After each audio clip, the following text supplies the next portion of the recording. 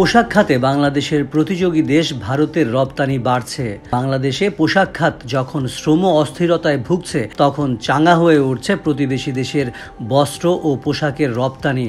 গেল অক্টোবরে ভারত টেক্সটাইল রপ্তানি করতে পেরেছে প্রায় 184 কোটি ডলারের, যা আগের বছরের একই মাসের তুলনায় 11.56% বেশি। অক্টোবরে ভারতের পোশাক খাতেও শক্তিশালী প্রবৃদ্ধির মুখ দেখেছে।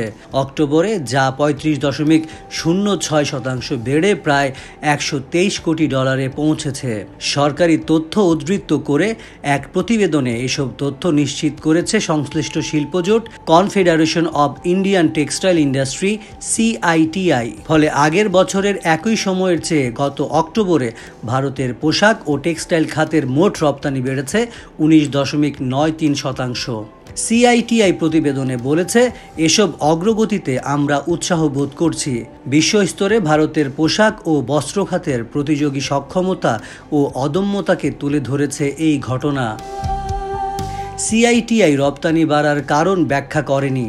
প্রতিবেশী বাংলাদেশে পোশাক খাতে অস্থিরতার কারণে ভারতে অর্ডার বাড়তে পারে, কারণ বাংলাদেশ বিশ্বের দ্বিতীয় বৃহৎ পোশাক রপ্তানিকারক দেশ।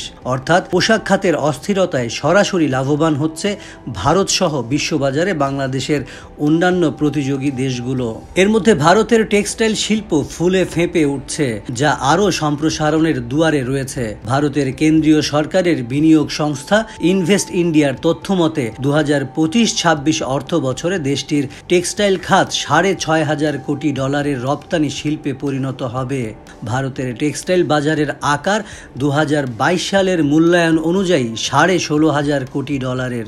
এর মধ্যে আভ্যন্তরীণ বিক্রি থেকে 12,500 কোটি ডলার ও রপ্তানি থেকে 4,000 কোটি ডলার আয় করেছিল দেশটি।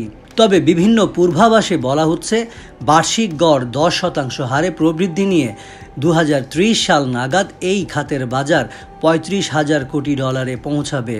ইতোমধ্যেই ভারতে কর্মসংস্থানের বৃহৎ উৎসে পরিণত হয়েছে টেক্সটাইল শিল্প।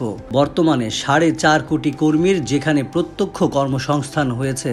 এছাড়া টেক্সটাইল নির্ভর বা সংশ্লিষ্ট খাতগুলোয় জীবিকা নির্বাহের সুযোগ তৈরি হয়েছে আরও 10 কোটি মানুষের। টেক্সটাইল শিল্পের জন্য তুলা উৎপাদন করছেন 60 লাখ কৃষক। সেই তুলা প্রক্রিয়াজাত করা ও বিপণনের ব্যবসাতেও আরও অন্তত 4 থেকে 5 কোটি মানুষের কর্মসংস্থান হয়েছে।